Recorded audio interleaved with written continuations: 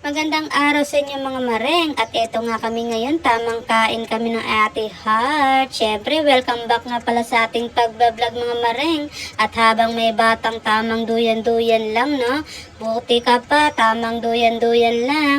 At ayan, tamang kain muna kami dyan dahil marami nga kaming gagawin ngayong araw na ito mga mareng. At ayan na nga ang alaskid ko pagkatapos ng magduyan. At ayun, binuhusan naman ng kanyang mga laruan. Grabe na talaga, alaskid. Araw-araw na lang.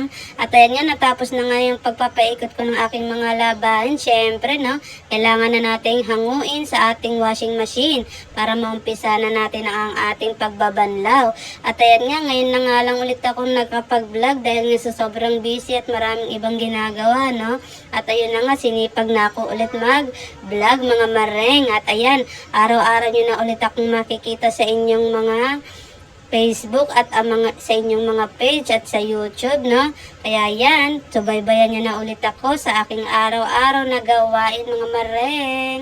At ayan, malapit na nga akong matapos sa paghahango. At ayan, tamang banlaw na nga ako dyan mga mareng, no?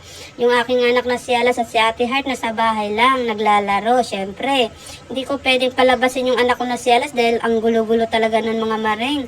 Sumasawsaw sa aking planggana, kaya doon lang siya sa loob, no? Habang matapos ako dito sa aking paglalaba mga mareng. At ayan nga, no, medyo makulimlim nga ang panahon pero tuloy pa rin ang ating paglalaba dahil wala na tayong susutin kung hindi pa tayo maglalaba mga mareng. At ayan, tamang banlaw tayo ng gamit ni Alaskid, no, para maisampe at madryer na rin. At ayan, konting-konti na lang yan mga mareng, matatapos na. Medyo tanghali na nga pala ako nakapag-umpisa maglaba dyan dahil nga inantay ko pa si Ate Heart galing school dahil walang magbabantay kay Alaskid sa bahay. Baka kung ano-ano na naman gawin niya kung siya lang mag-isa sa loob ng bahay. Sobrang kulit pa naman nun ni Alaskid. Grabe na talaga. Hindi ko na mapigilan yung kakulitan niya kaya wala tayong magagawa. Siyempre, kailangan intindihin. At ayan nga mga mareng, dahil natapos ko ng banlawan at lagyan ng downy at i-dryer naman natin mga mareng, no? Para mabilis na lang matuyo. Konting hangin, konting araw, tuyo na kagad ang ating labahin. Mga mareng, buti na lang talaga may dryer, no? Nakikidryer na nga lang ako dyan mga mareng para mabilis yung pagpapatuyo ko ng aking mga sinampay. At ayan nga, umpisa na natin paikutin ng ating dryer mga mareng. Let's go! At ayan nga, naisampay ko na yung mga na-dryer ko, diba? O, nasampay ko na siya. Konting-konting hangin at araw na lang yan, tuyo na. At syempre, ayan nga, natapos na yung pangalawang ikot ng aking washing machine. Tamang hango tayo ulit mga mareng. At ayan, dahan-dahan ko na nga nilalagay dyan sa ating planggana para maya-maya magbabanlaw naman tayo ng ating mga hinangong labahin mga mareng, no? Patingin-tingin nga lang ako dyan sa daan dahil nga may mga dumadaan na iba-ibang tao na hindi ko kilala, no? Kaya yan, tamang na tayong hango sa ating washing machine, no? Dahil marami pa tayong mga nakaambang gawain dyan, mga mareng. Akala nyo ito lang aking gagawin. Marami pa akong gagawin pagkatapos kong maglaba, mga mareng. Siyempre, wala naman tayong no choice dyan. Dahil talagang ating gawaing mga nanay, no? Sa atin lahat nakatoka yung mga gawaing bahay at mga dapat na gawin at pag-aalaga sa ating anak. Kaya yan, let's go. At ayan yan, sinalang ko na nga yung pangatlong salang ko dyan. Siyempre, paikutin na natin, no?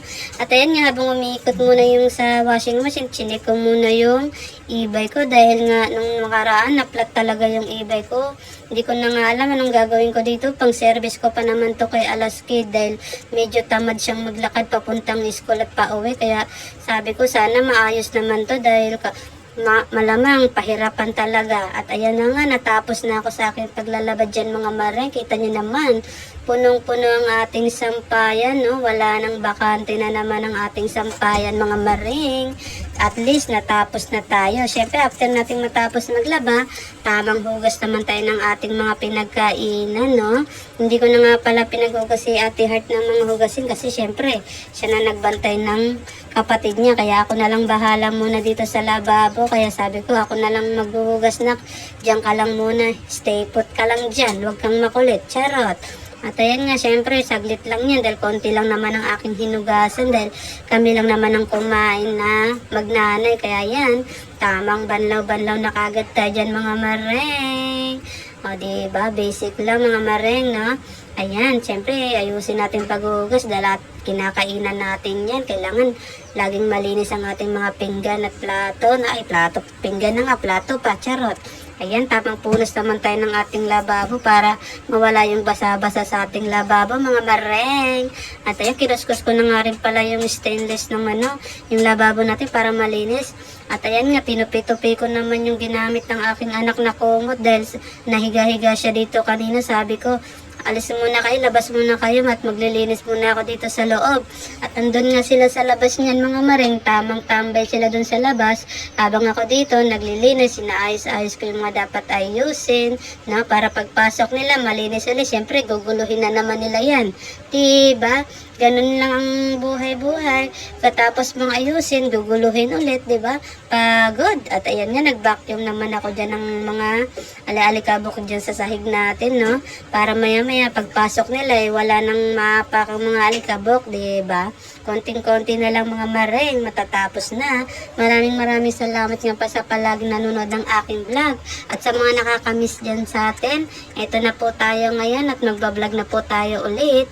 God bless po marami sa inyo. Maraming salamat sa palaging nanonood. Pagpatuloy nyo lang po ang pag-subscribe at panonood sa akin. God bless po palagi. Siyempre, no?